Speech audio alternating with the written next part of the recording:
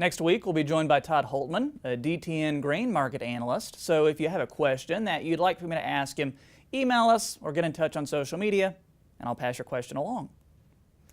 Moving on now, and the weather didn't cooperate, and the 2018 season was challenging for double cropping winter wheat and soybeans in east central Nebraska.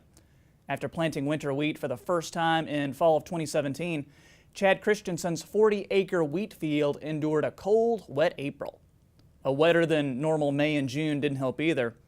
The weather delayed wheat harvest about 2 weeks. However, Christensen has tripled down on double cropping, planting about 120 acres in winter wheat this past fall, with plans to double crop those acres with soybeans next summer.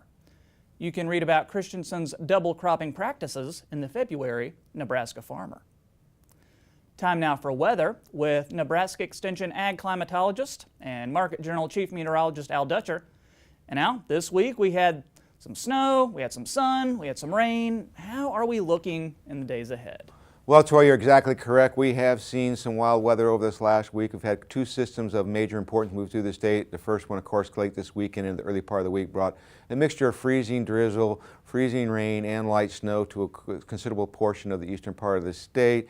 Did cause some traffic problems, and then more importantly, as we kind of into Thursday evening and yesterday morning, we've seen another system. When we got that cold air come through with the dry front on Thursday, we actually seen another wave moving eastward that basically overrun that cold air, and we've seen a area of accumulating snowfall from northwest to southeastern Nebraska. Most of the areas received anywhere from 1 to 4 inches of snowfall accumulation, and now we have yet another system that looks like it's going to move through the region that is going to generate some more additional accumulating snowfalls, particularly tonight into the morning hours of tomorrow, and we'll watch a couple more waves next week that have the potential to generate some lighter snowfall, and if they move a little bit farther north, maybe some major accumulating snowfalls across the central United States. So currently what we have is a piece of energy come out of the U.S. Western Trough that is starting to eject out into the southern plains. That will basically cause the low pressure system that's going to form in northern Texas to be able to pump moisture up over top of the cool air that sits over the northern plains. And we should generate some accumulating snowfall across north central Nebraska, and that will move toward the southeast as we go through the overnight hours. Most of the major accumulations over Iowa. Then that jet core moves to our east as we go into tomorrow. Takes a surface low over into the mid-Tennessee River Valley. You see another surface low over in western Texas.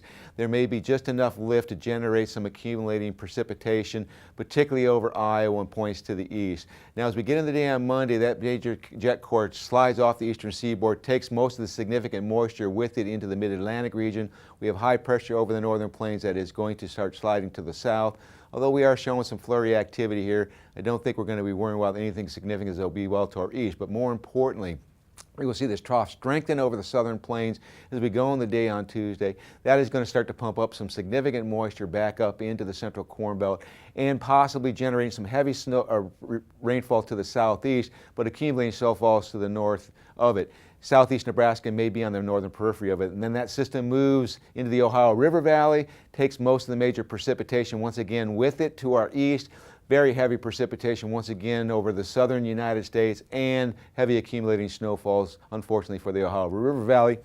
And as we get in the day on Thursday, the trough reestablishes itself and injects another piece of energy out into the central United States. So we are going to be looking at the potential for a low pressure system to form and generate precipitation all the way up into the central Corn Belt and eastern Corn Belt. And then on Friday, this system slowly migrates, so we're going to continue that trend for accumulating snowfall. A bunch of series of low pressure systems, but this is the primary one generating all the major moisture. The ones to our north, although they are showing accumulating moisture, it really will be robbed from this system that moving to our east.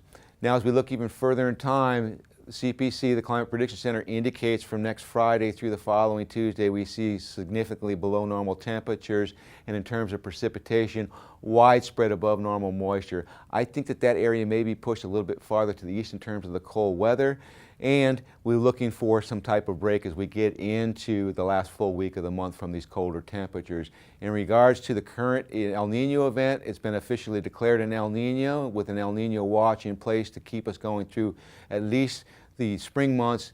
I'm seeing subsurface heat content that will keep this event going on all the way through the summer, so we'll keep you up with updates later in the year.